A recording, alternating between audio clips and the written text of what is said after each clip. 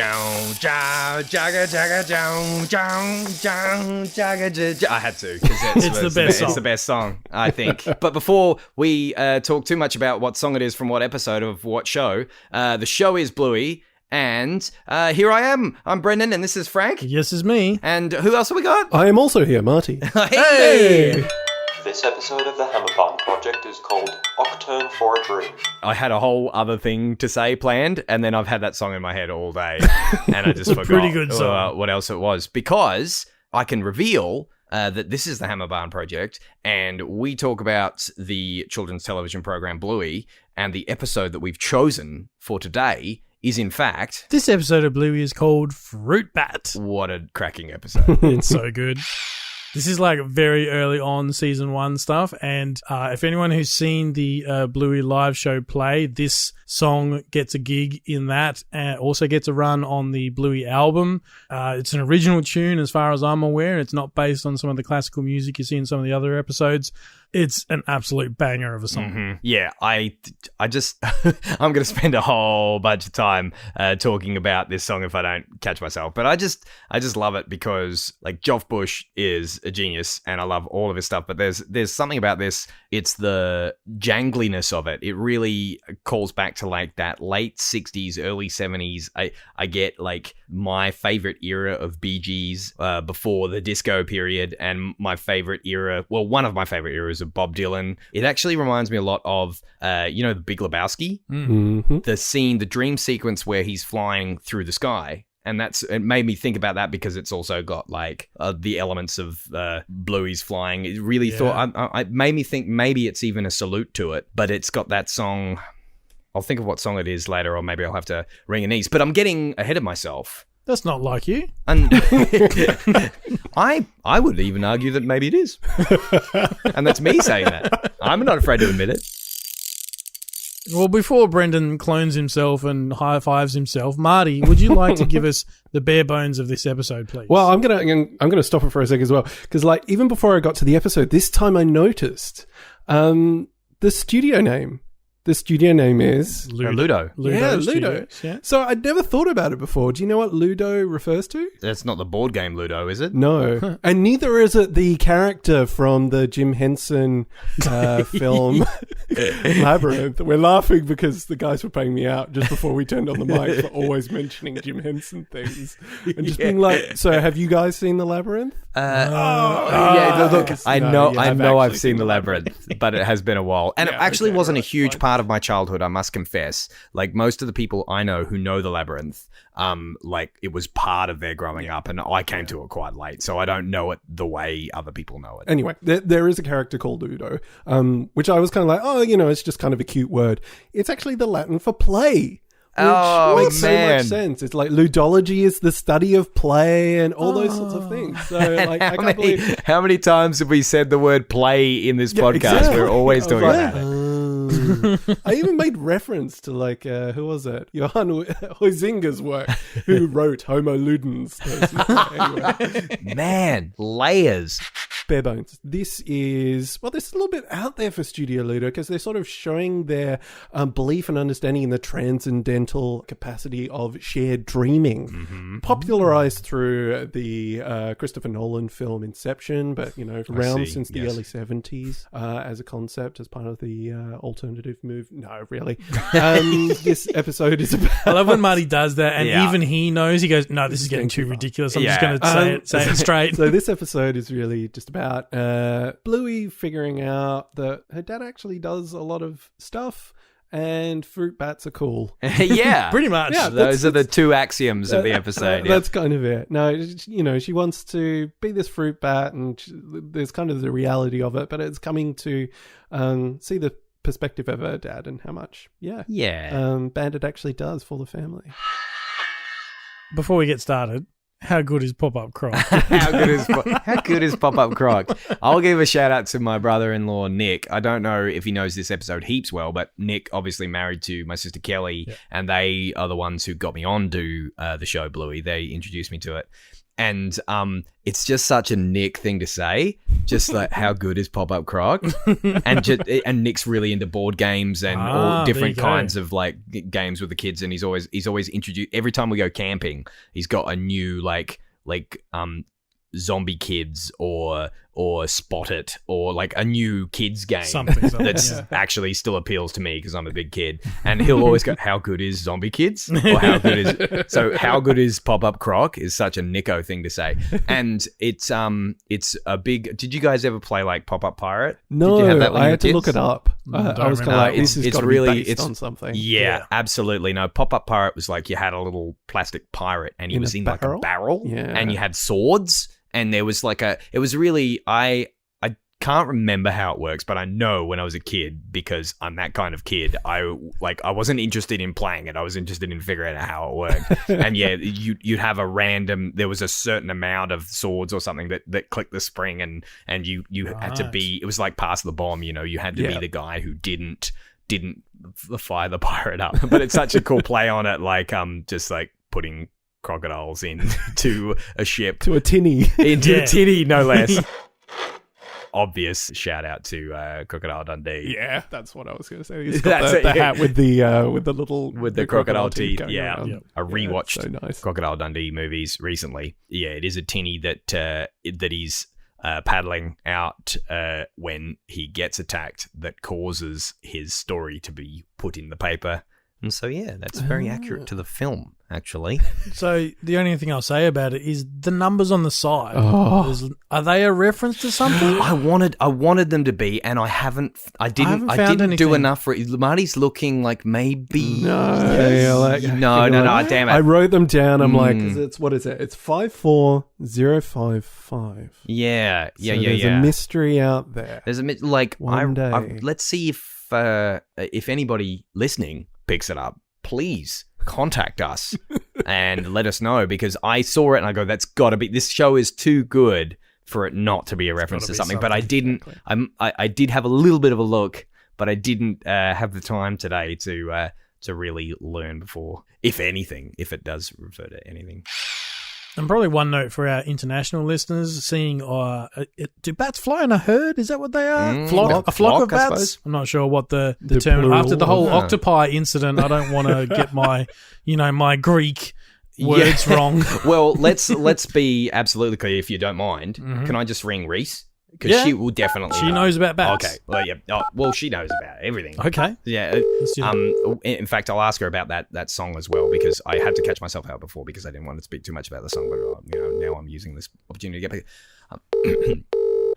Howdy doody, Uncle Brendan. Hey, Reese. How you doing? Yeah, can't complain. Look, what were we just talking about? It was what's the collective noun for like a bat? Oh, well, you've got your standard flock or colony, which are both acceptable, but my favourite is a cloud of bats. Oh, okay. They're so funny, aren't they? That's an interesting one. I wonder what the... Oh, and also, Big Lebowski? Yes, I do. Although I probably shouldn't on account of me being 8 years old. And variations on a particular curse word occur 292 times throughout the course of that film. Oh, well, there you go.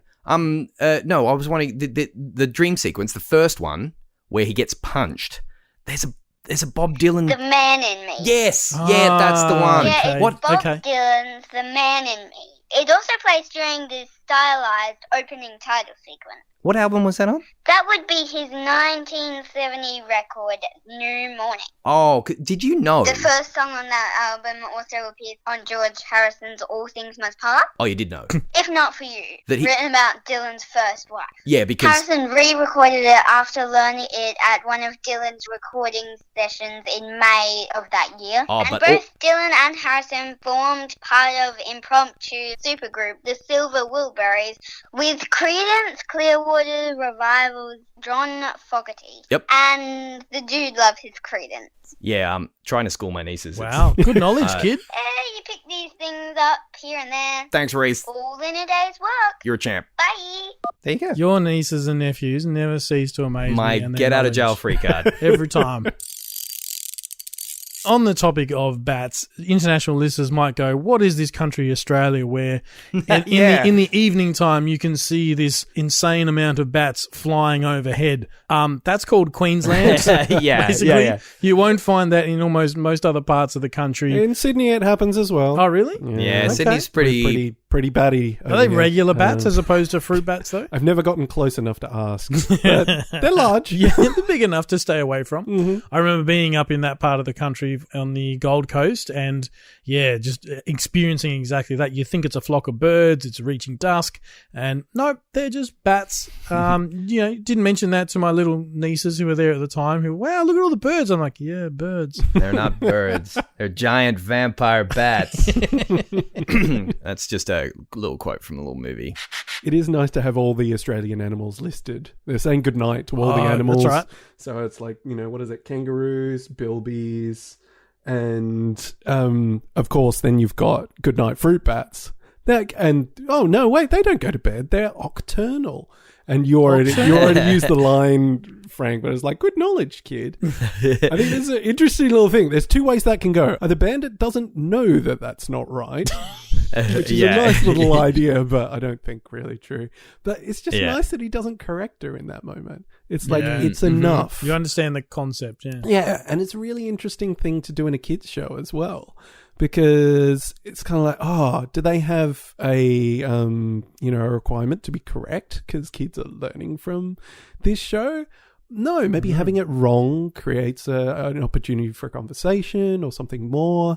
Maybe just having it there. So it's really nice that they are playing with that in the sense that, they don't have to be right all the time just because they're a kids show. Yeah.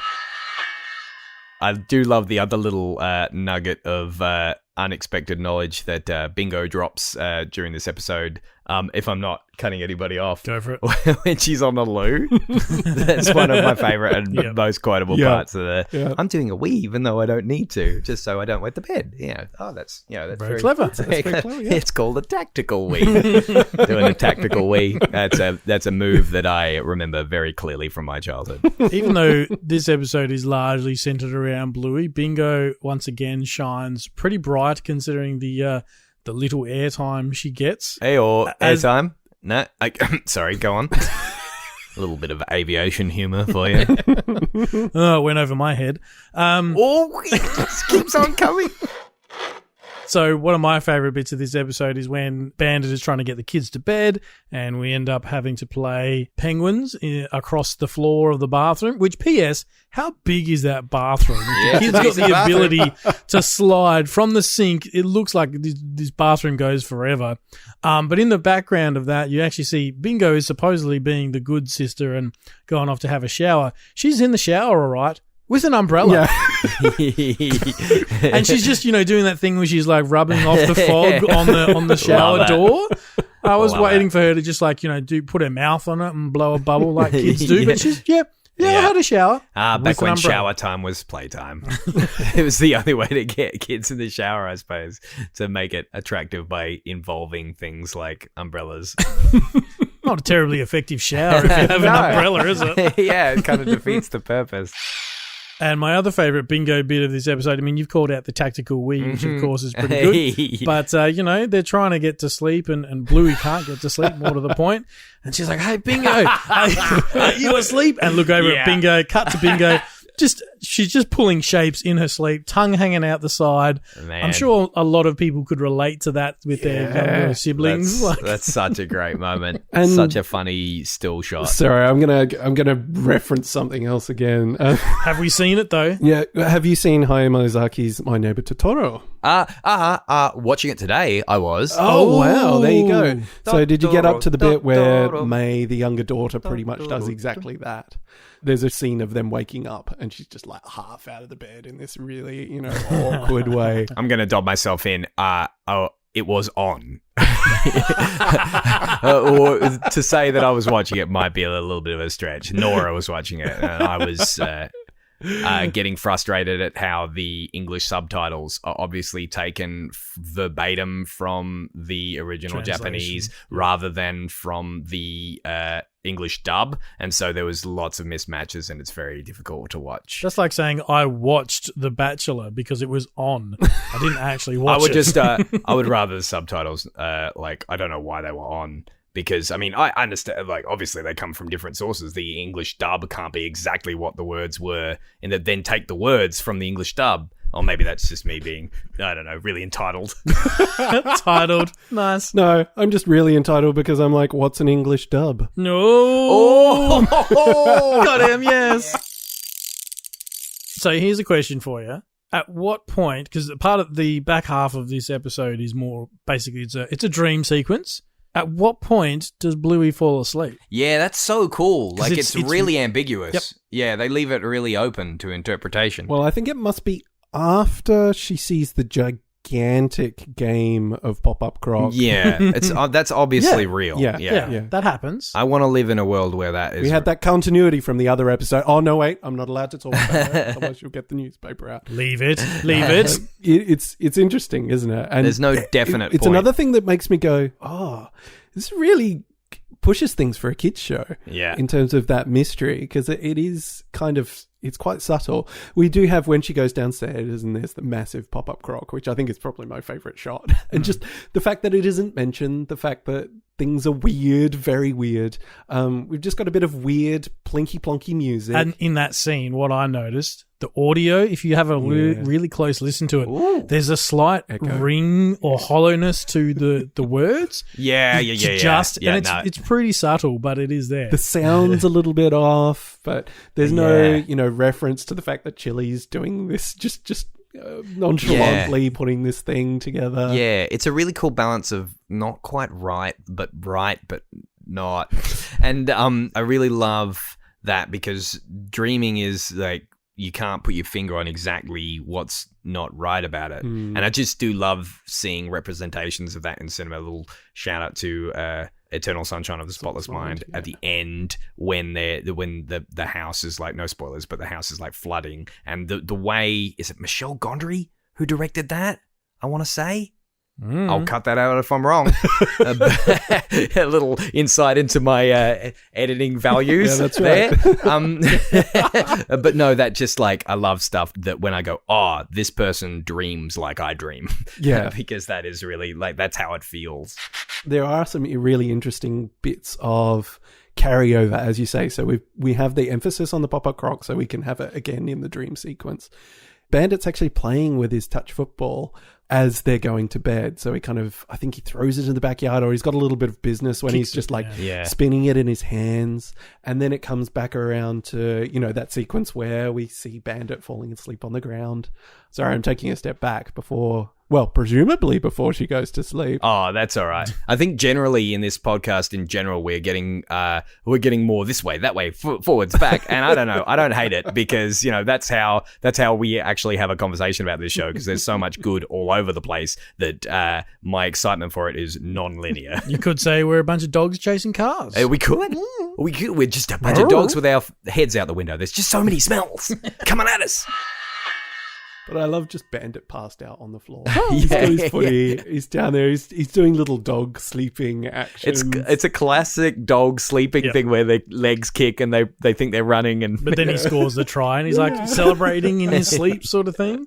Makes me wonder, sit there and go, so when I stopped playing, indoor cricket all those years ago, was I doing that? Was I shadow batting in my sleep? Like, I'm sure Ali would have mentioned it at some point. I love the little... Sorry, you go, Matty. You were probably going to say the same thing. It's just a little back and forth between Chili and Bluey. They're like, hey, what am I going to do with you? Hey, it's just... That is exactly what I was going to say. Yeah. It's a lovely stay little... Yeah, just her eyes when she does it. And just the tone of voice where it's like, she's, oh, maybe I can dream of being a Fruitbat. And she's like, bye, Mum. Oh, yeah. Okay. It's like, wow, that was easier than I thought it was going to be. And there's lots of cool, okay moments in it, like when they're trying to get when Bandit's trying to get Bluey to bed.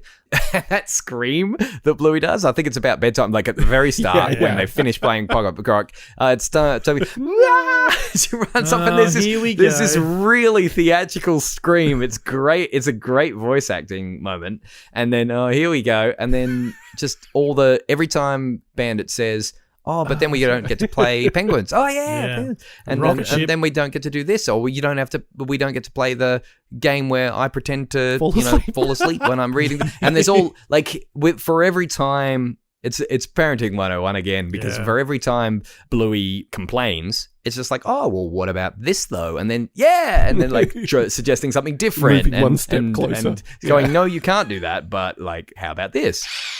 Another thing about the penguins, they actually cut that bit out for the CBeebies version and internationally, I think, because they didn't want kids to replicate that game. Yeah. Which country was this? I don't know. I just saw it in passing, but I think CBeebies, that's British, the UK one. Yeah, I think you won't find it in that version because they were just concerned about replication. And it's funny, a little bit of a tidbit that I'm doing a lot. I've thrown in some unnecessary Indiana Jones, if you can catch it earlier, and now I'll throw in some unnecessary Back to the Future.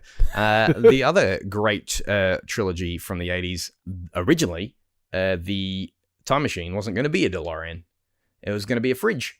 It was going to be a time-traveling fridge, but they were concerned that in the first draft it was a fridge, but they were concerned that kids were going to be climbing into fridges across the country, so they changed it to a DeLorean, which most kids probably couldn't afford. And their parents would probably soon have a fridge. I don't know why they didn't all have DeLoreans, because the stainless steel construction makes the flux dispersal. Look out! I'm going to take us back to all the different games he suggests they can play, and that's something that I'm having to learn at parenting, is just like, oh, Naomi's upset about something because, no, I don't want to put my pajamas on. Oh, but if we put your pajamas on, then it can be story time. Ah, okay, yeah, so we'll get on board with that. But yeah, I just love there's a little bit of, when they get to the story time, it's like there's a little bit of reality there that we find out afterwards when he's passed out on the floor. The idea that he's just falling asleep. Yeah. He's just so close to falling asleep. that could be real. Oh man, it's worth a second mention. Just Bingo asleep.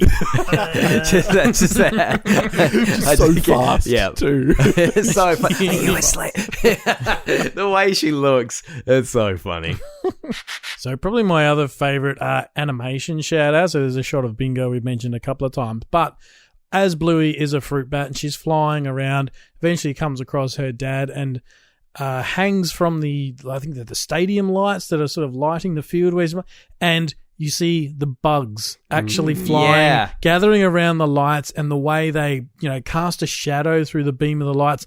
That, for me, I know it's such a simple thing, it makes that scene. Oh, you're there. It makes it seem real. Yeah. You're not just, every other show would have just gone, here's your floodlight, and it's just a white or yellow wash beam that comes out of the light.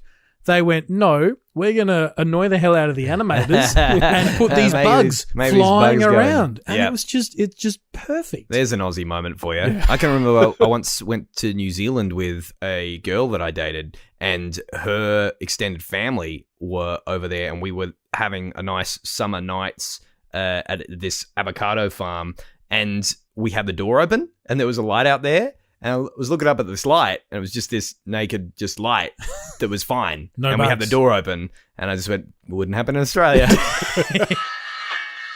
The other thing is, by the speed of the bugs, you can tell how humid it is. It's like the slower bugs move is just like, oh yeah, 100%. Okay, it's Queensland. Yeah, even the bugs have had enough of this humidity. Just going through the soup. Yeah. I also love, maybe it's not even an Australianism, but just oh, did you see my try? Yeah, how good was it? So good. Like the rhetorical question, how good is that? And obviously the token response, so good. How good? So good. I thought it was really interesting because in that moment, it's almost like they've traded positions as parent and child. Oh, There's even that's like cool. a little bit of, there's the height difference thing of like she's up there and watching him do so, like, oh, did you see me? Did you see me? Yeah, And wanting that's that sort of right, man. approval. So it's And I just love that that's interesting. something that Bluey has created in her mind. Like she that's her wanted dream. in her dreaming, she Yeah. subconsciously wanted to give that moment to her dad like she gets from her dad in real life. And just so she's so grateful that he does all this for her. And then, but she's kind of imagining, and not so different from who Bandit actually is, because he's quite childlike in many ways. But just that he gets that opportunity to go, did you see it? Yeah. And that's really, you're right. That's really sweet. And we get to see, of course, on the football field, we get to see a few little cameos in there. Of course, we get neighbor Pat. We get Mackenzie's dad, who, to my knowledge, I don't think we know his name at this point. No, I think that is his first appearance too. Yeah. Yeah, we get Uncle Stripes, of course, and I think even... some great banter between them Yeah, as well. yeah. Like, Oh, yeah, there's more where yeah. that came from. Oh, yeah, righto. Whatever you reckon. Yeah, I do. So good. There's one other like Australian line in this I wanted to touch on, which is grub. Yeah. Yeah, you do your grub. Yeah. Yeah, oh, I'd love that. We would go all over. I'd love you. I bet you would. That's so funny. So once again, for international listeners, grub is, it's not, well, my understanding is it's a shortening of grubby. Yeah, you're grubby. Yeah. You're a grub. yeah. As opposed to you are a, like a pupae. You're some sort of insect pupae. A widgety grub. Yeah. Which are also not particularly clean, I imagine. Who knows? No. It's all subjective, really. It's not food either. We're not referring to food when we say grub. Hey, it depends how much you need that protein. Because pound for pound, a widgety grub has more protein than meat or fish. I'm sure Bear Grylls would tell you if that's accurate. I don't know. I just pulled that out of nowhere. And hey, speaking of food, the sort of ending scene where Bluey wakes up and 7 o'clock. I tell you, Ali and I looked at each other and went, what I wouldn't give for our son to sleep till 7 o'clock right now. Yeah. Just putting it out there. Parents can relate. Yeah. Bluey, I've made your favourite. Fruit salad. Yuck. No more fruit.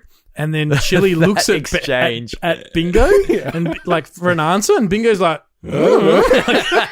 That's a great little exchange. Yeah. So good. I love that it's a moment between Chili and Bingo as well. I love that it's like pan generation. That moment of I don't understand either. I love moments like that. So one of the things we haven't talked about, I'm not sure if it appears before this point in the series, is their bedroom and how cool it is. Yeah. How cool is the kids' bedroom? It's got the stars, which so are like, good. It's once like again, the loft thing. Yeah. Yeah, it's got the loft thing. It's got which they like people sit in at certain points and things like that. But it's got the stars, which to me is like a classic 80s thing of the glow in the dark sort of stars. It's got the sort of, what is it? The soft lights and the sort of colors. There's the giant watermelon rug. Yeah. So it's just like, that's such a cozy space as well. And so, the whole house is very cozy, but I think that just adds a level to it. I'm actually, genuinely jealous of the room. I didn't get a room like that when I was a kid. Thanks, Mum and Dad. I'm only kidding. I love you, Mum. And Dad. I always forget that. That was close. The other detail that we sort of see very briefly in the kids' rooms is at the foot of each of their beds, there is a letter carved into like the foot of the bed. And in Bluey's case, it's a capital B, and in Bingo's case, it's a lowercase B. Isn't that cute? That's kind of like just in Jim Henson's. Did you like? I knew you were going to take it there because it made me think of Bert and Ernie. Is that where? Yeah, that's is that where you? it. I can see it on your face. Well, you mentioned that final moment, Frank, which is one of my favourites. And so, what better way to close up this episode about this episode of Bluey than with the end of the episode of Bluey, because this is the end of the episode of the podcast about the episode of Bluey. Do I make that clear? No. I'll start again. So you're going to start the ending again? I'll start the ending right by ending at the beginning, which is a very good place to... Or you could just end it right now. Aisle 300. Left of the fake grass. If you hit a flamingo, you've gone too far.